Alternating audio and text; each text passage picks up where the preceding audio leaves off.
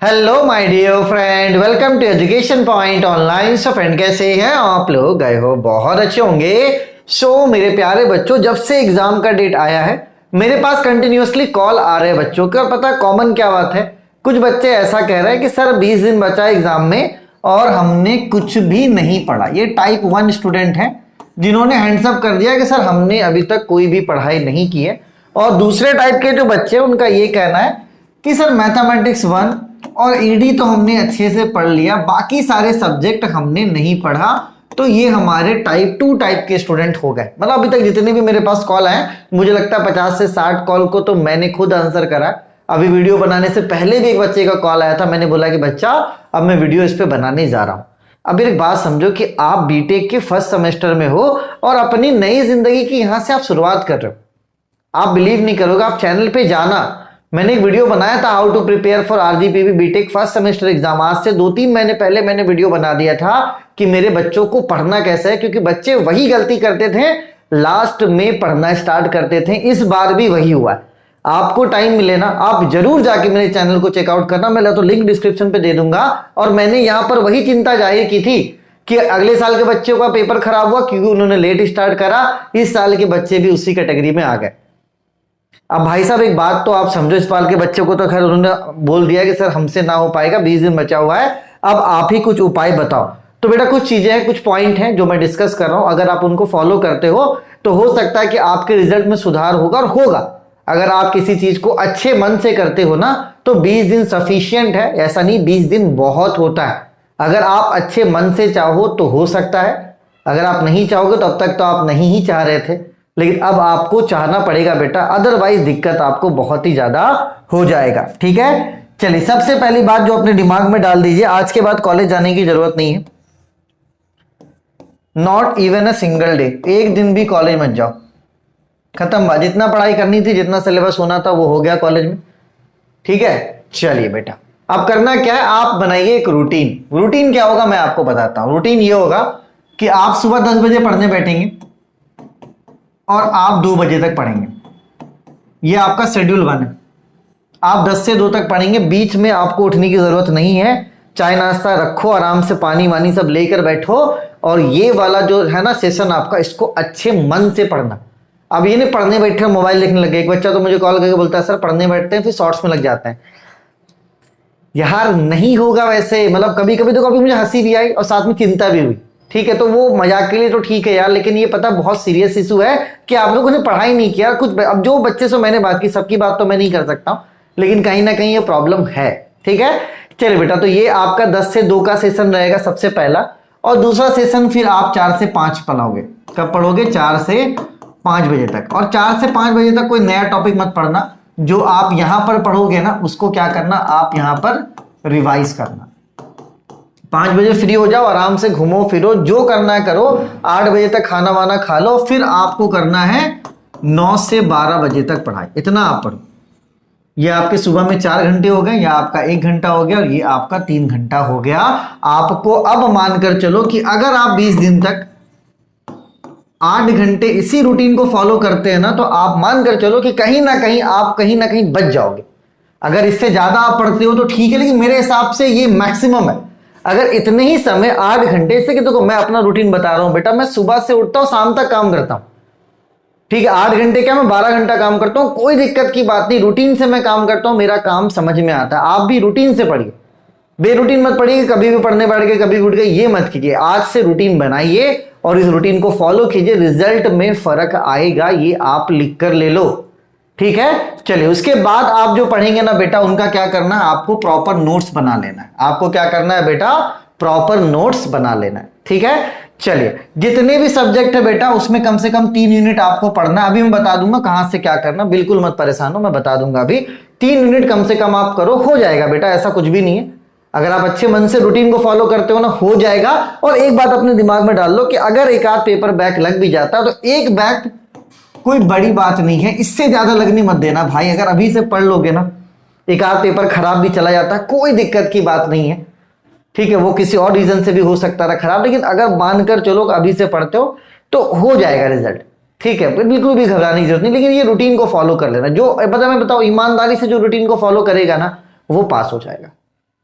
क्योंकि हम भी कभी ना कभी सिचुएशन में फंस चुके हैं। क्योंकि जब मैं फर्स्ट सेमेस्टर में था तो फिजिक्स में हमारा सिर्फ एक ही यूनिट हुआ था। उस समय क्या था, उतना सोशल मीडिया नहीं था, मोबाइल वगैरह नहीं था, तो हमें लगा इतना ही फिजिक्स है।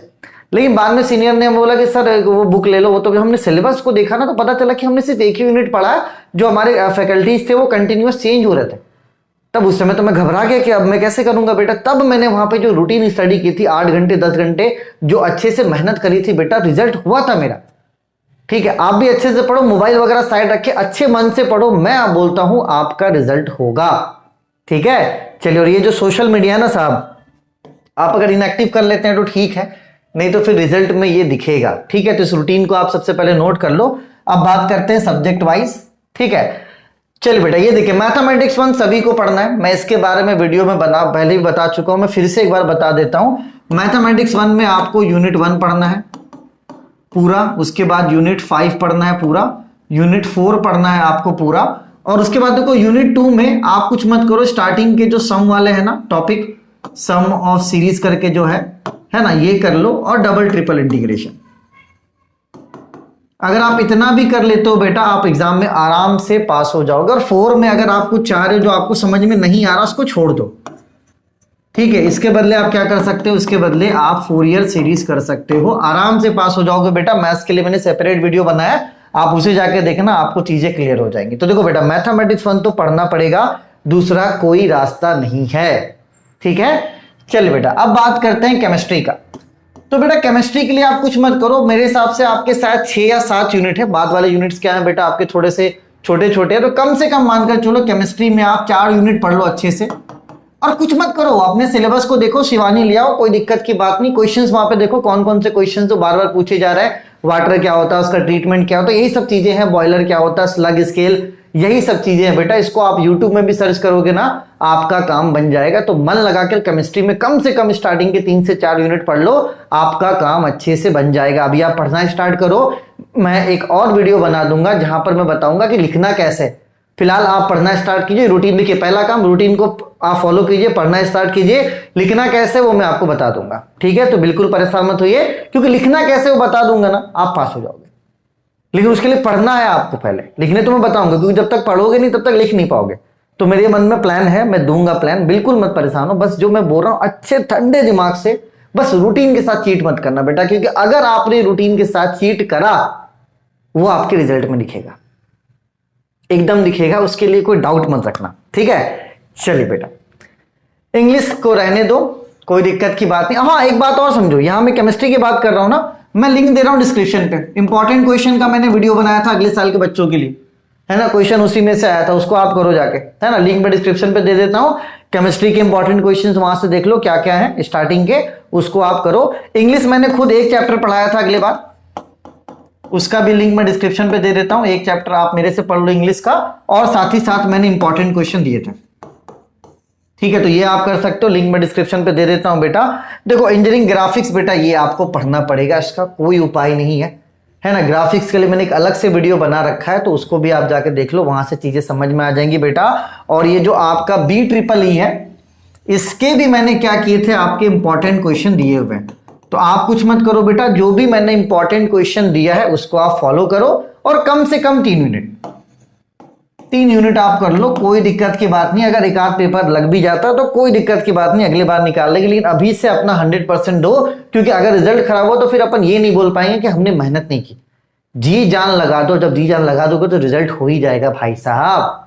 ठीक है, और रही बात ग्राफिक्स की बेटा, तो ये आपको पढ़ना पड़ेगा। आपने कहां से पढ़ा है, नहीं पढ़ा है, कॉलेज में पढ़ा है, लेकिन ये क्या है ना, ड्राइंग सब्जेक्ट। अब एक बात आप समझना, मुझे एक बच्चे ने एक थोड़ी देर पहले फोटो भेजा, बोला कि सर आप सॉल्यूशन बता दो।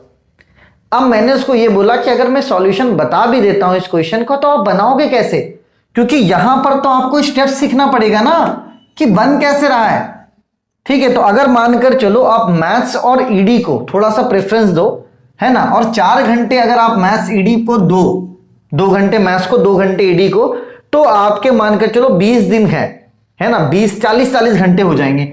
मुझे नहीं लगता यार कि 40 घंटे किसी सब्जेक्ट को पढ़ने के बाद आप फेल हो सकते हो। मैं अभी यहां पर अपने कोर्स का प्रमोशन भी नहीं करूंगा कि आप मेरा कोर्स लेकर पढ़ो, जहां से पढ़ना है पढ़ो, लेकिन पढ़ो। ठीक है, तो आप 2 घंटा ईडी को दीजिए रेगुलर, है ना। 2 घंटा आप क्या कीजिए, मैथ्स को दीजिए, ठीक है। और बचे हुए जो 4 घंटे हैं ना, वो आप केमिस्ट्री को दीजिए, इंग्लिश को दीजिए और BEEE को दीजिए। आराम से पास हो जाओगे बेटा। 20 दिन 40 घंटे बहुत होते हैं, रूटीन के साथ चीट मत करना बस, ठीक है। चलिए भाई साहब, मैथमेटिक्स 1 तो मैंने बता दिया, सेम वही रहेगा, ठीक है। BME में पढ़ा रहा हूं, तो भाई साहब जितना मैं पढ़ा रहा हूं लिंक मैं डिस्क्रिप्शन पे दे देता हूं। भाई साहब BME जाके पढ़ लीजिए, आपका बेड़ा तो पार हो गया। BME तो निकल जाएगा, इतना तो मैं पढ़ा ही दे रहा हूं। अच्छे से पढ़ लो, नोट्स बना लो, दिन रात एक कर दो, BME निकल जाएगा आपका, ठीक है। अब जो अगले बार जिनका BME होगा तो वो पहले ही मैं पढ़ा के रखूंगा, तो आप पढ़ लेना, आपका भी निकल जाएगा, बनने वाली बात कोई सी नहीं है। बेसिक कंप्यूटर इंजीनियरिंग, इसके भी मैंने इंपॉर्टेंट क्वेश्चन दे रखे हैं, है ना। इसको भी आप फॉलो करो, लिंक आपको डिस्क्रिप्शन पे मिल जाएगा बेटा। अभी देखो जो ध्यान आपको देना है ना, वो इंजीनियरिंग फिजिक्स पे देना है। तो इंजीनियरिंग फिजिक्स के भी आप कम से कम 3 यूनिट कर लो स्टार्टिंग के, ठीक है। कोई से भी करो लेकिन 3 यूनिट आप कर लो, ठीक है। फिजिक्स पे थोड़ा सा मेहनत कर लेना, इसके भी मैंने इंपॉर्टेंट क्वेश्चन दे रखे हैं। तो थोड़ा आप चैनल को भी चेकआउट करो, क्योंकि अभी 6 महीने पहले ही मैंने सारे वीडियोस बनाए थे और कोई वैसा कुछ मेजर चेंजेस नहीं है कि मैं बार बार वीडियो बनाऊं, वो थोड़ा अननेसेसरी हो जाता है बेटा, है ना। तो जो इंपॉर्टेंट क्वेश्चंस फिजिक्स वगैरह के दिए हुए हैं वही सब इंपॉर्टेंट, उसको पढ़ो आप अच्छे से। लिखना कैसे वो बता दूंगा, आपका काम बन जाएगा, लेकिन आप लोग पहले पढ़ना स्टार्ट करो, ठीक है। चलो, तो BME को तो काट दो, ये तो मैं करवा दे रहा हूं, मेरे वीडियोस को देख लो, नोट्स बना लो, पास हो जाओगे, ठीक है। मैथमेटिक्स 1 जो कोर्स लिया उसके लिए अच्छी बात है बेटा, वो तो खैर मैथमेटिक्स 1 कर ही लेंगे, ठीक है। अब देखो मैकेनिक्स का मैंने एक चैप्टर पढ़ा रखा है, उसका भी लिंक मैं दे देता हूं डिस्क्रिप्शन पे, उसको आप पढ़ो, ठीक है। और बेसिक सिविल इंजीनियरिंग के भी इंपॉर्टेंट क्वेश्चन मैंने दे रखे हैं। तो मतलब कुल मिलाकर बात यही बेटा कि जो इंपॉर्टेंट क्वेश्चन मैंने दे रखे हैं आप उनको पढ़ लो, 3-3.5 मिनट कम से कम आपका काम बन जाएगा।